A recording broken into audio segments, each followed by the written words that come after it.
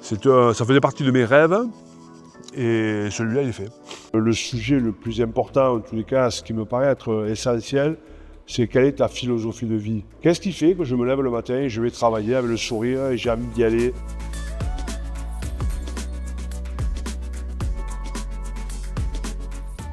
Salut, ça va? Ça va, oui, et toi? En forme? Ouais, ça va, ça va.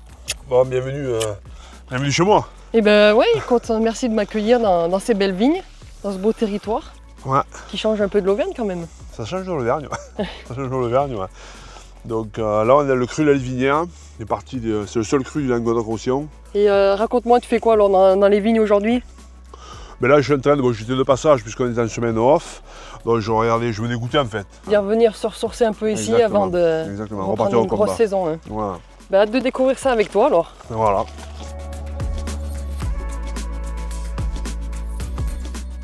Et Christophe, j'ai envie d'en savoir un peu plus. Tu m'as emmené dans tes vignes, mais comment c'est arrivé chez toi? Parce que moi je te connais dans le milieu sportif. Et d'où c'est venu cette passion de la vigne quoi? Bah écoute, ça m'est venu de par mon histoire avec mes parents, tout simplement. Mes parents étaient vignerons, enfin ils sont vignerons, mon père est vigneron, toujours dans le même village à Pépieux. Ça c'était mon rêve absolu, avoir une propriété viticole à moi. Et la suite de ton père ou pas du tout? Non, alors la petite histoire c'est que le château Pépieux, que mon père était quand on est arrivé à Pépieux, moi j'avais 7 ans, donc il y a un moment. Mon père était le régisseur de ce château. D'accord. Voilà, donc moi c'était mon terrain de jeu quand j'étais gosse en fait quoi. Du coup après ta carrière rugbystique, tu voulais venir voilà, c'était avoir un mon domaine chemin, mais pas spécialement manager. Et je suis devenu un entraîneur par hasard quoi. J'ai fait des formations, à l'époque ça s'appelait BE1, BE2. Oui.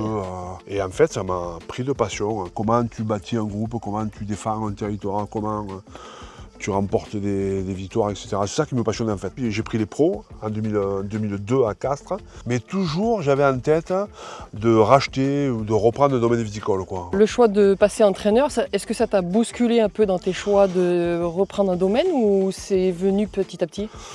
Ouais, ça m'a bousculé dans le sens où ma priorité, à partir du moment où j'avais retrouvé de la passion pour le métier d'entraîneur, retrouver ou trouver, parce que finalement c'était une découverte pour moi, je l'ai mis entre parenthèses en fait. Je me dis bon, ça je le maîtrise, parce que le métier de la vigne, le métier vigneron. Par contre, je me suis énormément formé sur la partie sportive, quoi, rugby, que ce soit sur la partie mentale, la partie physique, la partie gestion de groupe, etc. Et j'arrivais pas à me dire mais comment je peux être entraîneur, c'est pas facile. Quoi, allier les deux après. Allier les deux en même temps et en n'étant pas sur place. Quoi. Ça me faisait peur. Et puis quand j'ai visité ce domaine-là en 2019, je me suis dit bon, je vais l'acheter, quoi, il faut que je l'achète. Quoi. Et le Covid a fait que j'ai basculé immédiatement, quoi, parce que j'avais du temps, tout simplement. Ça a été l'élément déclencheur pour y aller dedans. Exactement. Quoi. Ce que je peux dire, c'est que ça m'a lancé, j'ai passé le cap, quoi, oui, alors que je ne l'avais pas passé jusqu'à maintenant, tu vois. Parce qu'un peu de réticence de ce que tu disais, la distance, qui va gérer, qui va faire quoi. Exactement. Ça faisait partie de mes rêves, et celui-là, il est fait. Du coup, tu as acquis beaucoup d'expérience sur le management sportif. Ouais. Ça t'a aidé du coup à manager une équipe dans le milieu viticole. Ouais. Dans le milieu viticole, il y a cet éloignement quoi, qui n'est pas facile pour gérer une équipe. Alors heureusement que j'ai mes frères avec moi, j'ai 2 frères qui sont engagés dans la société. Ça me permet d'avoir cette caution de confiance en fait sur place parce que bon, quand tu es à 4 heures, c'est pas simple. Oui, complètement. Ton style de management, il est différent des deux? Mais bon, le rôle de manager quand même, que ce soit celui que j'ai aujourd'hui à Clermont ou celui que j'ai à Pépieux, que c'est arriver quand même à créer une atmosphère de travail, une atmosphère de progrès, où les gens se sentent bien pour avancer, mais aussi de sécurité. Mais quand je dis ça ici, c'est pour moi une bouffée d'oxygène, quoi. Voilà, prendre du recul un peu sur le terrain, sur le management, sur le groupe. Moi, je suis plutôt sur de l'empathie. Par exemple, comprendre l'autre pour le faire avancer et le rendre meilleur. C'est ça que j'aime faire à moi. Faire en sorte de tirer 100% du mec. Moi, j'aime les gens qui travaillent, j'aime les gens loyaux, j'aime les gens... On peut déconner, on peut rire, c'est pas un problème pour moi. Mais par contre, j'ai un grand respect des individus, mais j'ai aussi un très grand respect du travail à faire. Tu t'inspires ou c'est que tu apprends tes échecs ou tu apprends toi-même ou tu vas piocher? Je m'inspire beaucoup, forcément, comme je apprends de mes expériences, forcément. J'aime discuter avec d'autres coachs, d'autres disciplines, des entrepreneurs, parce que finalement, tu as l'impression que c'est la même chose. Quoi. Oui. Nos anciens, ils s'emmerdaient un peu moins la vie, ils faisaient des choses aussi bien que nous, tu vois. Donc, alors moi, oui, je suis pour les choses qui évoluent parce que ne serait-ce que pour la pénibilité, quoi. Tu vois, Ouais, c'est surtout important ça, quoi. c'est important, de tu mettre vois. dans un confort quand même les gens qui travaillent sur le terrain, quoi. Exactement. Ben écoute, là c'est la cour, c'est l'élément central en fait du château Pépusca. Enfin, en tout cas, ça fait partie des éléments centraux. Donc là, on en a fait un lieu un peu de guinguette en fait. D'accord. Voilà, c'est là où on fait toutes les animations. On arrive à faire entre 200 et 300 personnes. D'accord. Donc voilà, c'est bon, c'est ce qui fait partie Un peu du folklore. du folklore, de l'événementiel du château. C'est ce qui me plaît parce que faire du vin c'est une chose, apprécier le vin c'en est une autre, mais le partager, c'en est encore une autre. C'est celle que je préfère, quoi. Et notamment le partager avec des gens que je connais ou pas d'ailleurs. Tout à l'heure, tu me parlais des datas dans le vin, dans les vignes, et on parle aussi de data dans le sport. Quelle différence tu fais entre les deux? La différence, au-delà du fait que ça soit spécifique, quoi. Nous, par exemple, dans le sport, c'est pour améliorer la performance du joueur, protéger le joueur, éviter qu'il se blesse, mais en même temps le développer.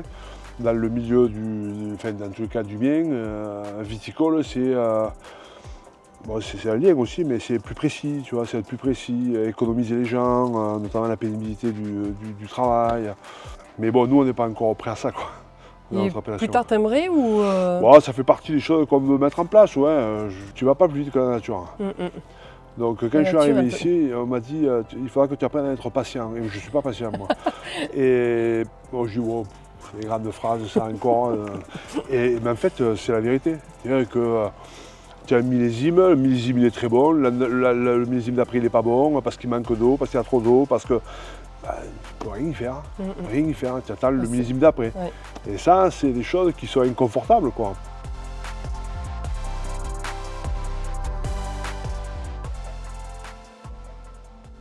Donc, je vois qu'il y a beaucoup de cuves ici. Là. On fait la transition un peu des vignes aux cuves. Bon, on a parlé beaucoup de management de vignes. Tu sais que je fais du rugby féminin, parce que maintenant on met l'appellation féminin. Qu'est-ce que tu en penses du rugby féminin? Là aujourd'hui, je trouve qu'il y a un gros engagement, c'est-à-dire qu'elles travaillent, elles s'entraînent quasi tous les jours, parfois même 2 fois par jour. Elles ont des gros déplacements le week-end, elles jouent le dimanche, elles rentrent dans la nuit, elles repartent au boulot. C'est incroyable ce qu'elles font, quoi. Voilà, franchement, chapeau. Comment tu vois l'évolution du rugby féminin pour toi? Après, il va se professionnaliser. Il y a plusieurs choses. La première, c'est évidemment toutes les structures qui permettent de bien s'entraîner. Quand tu t'entraînes le soir à 19h dans un terrain qui n'est pas très praticable, c'est pas facile, quoi. Aujourd'hui, si tu as de bonnes conditions d'entraînement, une salle de muscu, des salles de soins, une salle vidéo, alors ça fait pas tout, attention, mais ça participe, tu vois, il y a ça. Ensuite, il y a la médiatisation. J'ai l'impression que Canal a beaucoup investi dessus, continue à le faire. Je pense que le rugby féminin est au début de son ère professionnelle, quoi. Voilà, dans 5 ans, il sera professionnel, quoi. On l'espère. On voit que dans le rugby, c'est compliqué en tant que femme de faire un peu sa place. Qu'est-ce que tu penses de la place de la femme dans le secteur du sport, dans le secteur agricole? On sait qu'il y a des difficultés parce qu'il y a un peu l'image aussi. Macho un peu. Le monde rural est un milieu difficile, je trouve. Et que être une femme aujourd'hui à la tête d'une entreprise, c'est pas facile, quoi. Il y a la place pour des gens passionnés, il y a la place pour des gens qui ont envie de faire des choses, que ce soit une femme ou un mec. Et ça passe par toi aussi, ta fille elle fait du rugby, ta femme tu l'as intégrée aussi dans ce milieu-là, ça passe aussi par toi, comment les intégrer et au contraire de ne pas les accompagner, mettre de côté, quoi. Moi je fais tout en tous les cas. Bon, ma fille qui a fait du rugby, puis maintenant elle est partie sur autre chose, elle adore le rugby, mais il y a des périodes de vie où tu fais des choix, quoi. Voilà, elle a fait le choix des études. Bon voilà, peut-être qu'un jour elle reviendra pour s'amuser, côté un peu loisir, je pense que c'est important. En tous les cas, je l'encourage à le faire si elle a envie de le faire. Mon épouse, qui n'est pas du tout dans la partie effectivement du monde viticole, elle a appris à le connaître et aujourd'hui elle est plus à l'aise, elle est très engagée parce que c'est notre structure, c'est notre entreprise. Il fait meilleur. C'est pas la même température. Du coup là on passe dans le milieu des barriques alors. Voilà, là c'est la partie chai. C'est un endroit qu'on a fait évoluer en 2022. Donc on voulait vraiment faire quelque chose d'assez moderne. Je trouve qu'on a réussi cette espèce de garder l'authenticité avec le sol, les ferronneries, et puis mettre un peu de moderne là-haut.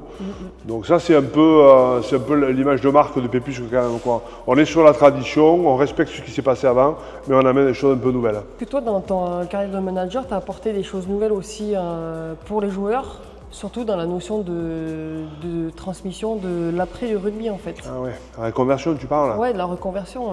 Je vois aujourd'hui, quand tu es un bon joueur à 18 ans, 19 ans, 20 ans, tu es avec le groupe pro, tu t'entraînes avec le groupe pro, et pour allier les études de haut niveau et le sport de haut niveau, c'est pas toujours facile. Ça peut s'arrêter demain parce que tu as une blessure, ça peut s'arrêter demain parce que tu n'as pas le contrat, ça peut s'arrêter demain parce que ça marche pas pour toi. Et là, il va falloir trouver la bonne solution pour toi, pour ta famille, pour continuer à vivre, quoi. Je suis très sensible à ça, j'aime les orienter. Il y a des joueurs des fois qui viennent te voir, ton parcours quand même, il est assez atypique, il y a eu de la transmission, il y a eu des défis. Il y a des joueurs un peu qui viennent piocher. Il y a des joueurs. Il y a des joueurs sur lesquels, quand on discute, quand on échange, ou autour d'une bière, quand il y a des moments festifs, mais aussi dans des moments d'entretien. Je vais prendre l'exemple de Rémi Lamora. Rémi Lamora, que j'ai eu pendant 4 ans à Bordeaux. Les 2 premières années, quand j'avais des entretiens avec Rémi, on parlait 100% du rugby. Et à la fin de mes entretiens avec Rémi, on parlait 100% de vin.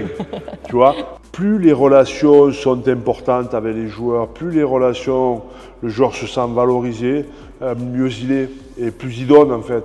Le sujet le plus important, en tous les cas, ce qui me paraît être essentiel, c'est quelle est ta philosophie de vie. Qu'est-ce qui fait que je me lève le matin et je vais travailler avec le sourire et j'ai envie d'y aller, même si des fois c'est pas facile, il y a des moments tu es comme les autres, mais tu as envie d'avancer, tu as envie de progresser, tu as envie de faire du bon boulot, de faire du boulot qui te permet de progresser ou de faire progresser les autres. Et ça, c'est pour moi, c'est essentiel. Après, quoi que tu fasses, ça marchera.